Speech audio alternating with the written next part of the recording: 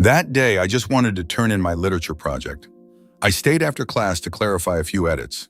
But when the lights went out in the empty classroom, and she took my hand for a second so I wouldn't I feel trip, like I'm losing my I way. suddenly realized this was You're no not. longer I'm just a right here with you. consultation. She What's this all quietly about? said, "We need to be It careful." is. We'll And find at a that way. moment, I felt for the first You time always that know how to something make was me feel happening better. between us that no one You should mean know about. everything to me. Sometimes it You doesn't treat me start like with a you. kiss, not with a confession, but with a single look that lingers just a moment too long. Late evening, in almost empty college, I looked up from my notebook and caught her gaze. She quickly looked away and quietly said, "Just don't get used to it." And that's when I first realized I was looking at my teacher completely differently than before. Honestly, that day I just wanted to turn in my project early. Nothing heroic, no romance. I just needed to get credit and quietly finish the semester. Her name was Amanda Ray, literature professor. Strict, calm, without unnecessary emotion. The kind of person who doesn't raise their voice, but everyone listens to her. She was 45, but she looked younger, not so much because of her appearance, but because of her inner energy. Precise movements, a confident gaze, and a strange softness in her tone. I stayed after the lecture. "Miss Ray, can I ask about the assignment?" I asked. "You can," she nodded, "but be brief." We were alone in the classroom. The sun was already setting and the light in the room became warm, golden. She was explaining why my idea was interesting but underdeveloped. I listened and suddenly realized I wasn't listening to the text. I was listening to asterisk, her voice, her pauses, the way she tilted her head slightly when she spoke seriously. And right then, something shifted, imperceptibly, like a switch being flipped. After that, I started staying behind more often, sometimes on business, sometimes just because. She noticed. "You could ask this by email," she said once. "I could," I replied, "but it's clearer this way." She smiled faintly and didn't kick me out. Our conversations gradually went beyond the curriculum. We discussed books, then movies, then life. She told me how she wanted to be a writer when she was young, how she chose stability over risk, how sometimes it feels like the years pass faster than you can live them. I looked at her and thought, when does a person stop being just a teacher? When do they become just a person? One day the power went out at the college. Old building, faulty wiring. We were in the library. Darkness. Only light from the window and silence. "Don't move, there's a step here," she said and accidentally touched my hand. Nothing special, but somehow that brief contact resonated louder than any confession. The lights came back on quickly. She let go almost instantly. "Thanks for helping organize the poetry evening," she said, already in her official tone. But something else lingered in her eyes. After that evening, everything became more complicated. Not because something dramatic happened, but because awareness set in. She became more cautious, maintained distance, made eye contact less often, and I, on the other hand, started noticing her more. The way she adjusted her glasses, how wearily she sat down at her desk after classes, how she lingered in the empty room a little longer than usual. One day I said, "You look different today." "What do you mean?" She tensed, calmer. She looked at me carefully. "Travis, you're too observant." And that no longer sounded like a remark, but like a warning. A week later, she asked me to stay after class herself. "Need help preparing materials?" We sat close together, sorting papers. No more than half a meter between us. "You understand," she said suddenly, not looking at me, "that this could all look wrong?" "What exactly?" "That you're here so often that we talk about more than just studies." I shrugged. "People talk," she chuckled softly. "People? Yes, but professors and students are more cautious." A pause hung in the air. "Is it difficult for you?" "With me?" I asked. She looked directly at me. "It's easy with you, Travis. That's the problem." And that was the almost moment.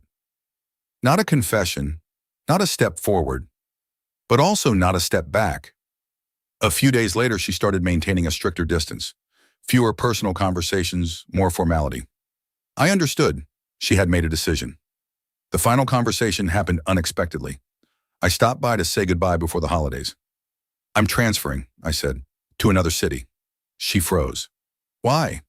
Because sometimes it's better to leave before things get too complicated. She was silent for a long time, then said quietly, "That's a mature decision." I smirked. "Did you teach me that?" She stepped closer, but not too close. "Remember one thing," she said calmly. "There will be moments in life when you'll want to cross the line. Sometimes it feels like fate, but most often it's just a test." "And you?"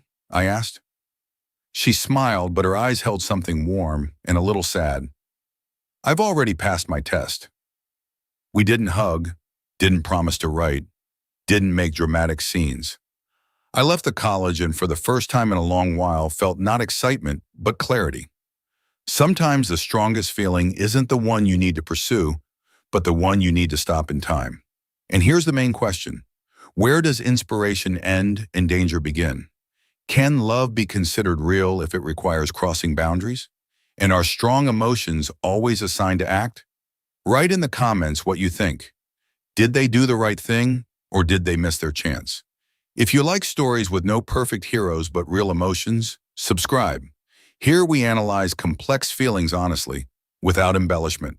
Sometimes it doesn't start with a kiss, not with a confession, but with a pause that lasts a second too long. I didn't know then that that evening would change everything, that the ordinary college library would become a place I'd remember for years, that her phrase, "We need to be careful," would echo in my head more often than any poems from the anthology. I just stood in the dimly lit room and felt a strange mixture inside, respect, admiration, and something far more dangerous. She was the first to step back. "You should go," she said, already in that even, teacherly tone. "You have a test tomorrow." And that's when I understood the main thing. She wasn't afraid of me. She was afraid of what might happen if we both stopped pretending that nothing was going on. From that moment, I started noticing every little thing, how she avoided an extra glance, how she ended conversations too quickly, how she held her breath when we were near. And me, for the first time in my life, I understood that an older woman could be more than just a teacher. She could be someone who suddenly became more important than all the rules. Honestly, that's when the story really began. The story ended quietly, without scandals, without revelations, without what they usually show in movies. Amanda simply stopped keeping me after class one day. All questions, only by email, all conversations, only with the door open. No accidental lingering, no stay a minute. At first I was angry. It seemed like she was pushing me away out of fear, that we could have been braver, that adults just invent their own prohibitions. But then I started to see more. She became stricter with me than with others, more demanding, sometimes even colder. And I understood. She wasn't running away. She was protecting us both. One day after a lecture, I approached her anyway. "Do you really think it's better to just pretend nothing happened?" She looked at me calmly. "Do you really think anything good could have come from it?" I was silent. "Sometimes," she said softly, "being an adult isn't about allowing yourself everything, but about stopping in time." In that moment, for the first time, I heard not fear in her voice, but strength. I finished college, got into a university in another city, and left. We never sent each other personal messages again. Only once, a year later, I sent her a short email. "Thank you for the lessons, from Chicago." The reply came the next day. "Proud of you. Take care, Travis." And that said it all. Over time, I understood. What I felt was real, but the consequences would have been just as real if we had taken it further. Amanda didn't let the story turn into a mistake, didn't let fleeting attraction ruin my future and her career. Sometimes the strongest love is the one you don't allow to happen. Not because the feelings aren't there, but because respect matters more. And now, looking back, I understand. She didn't reject me. She chose to be an adult. And by doing so, taught me far more than any book ever could.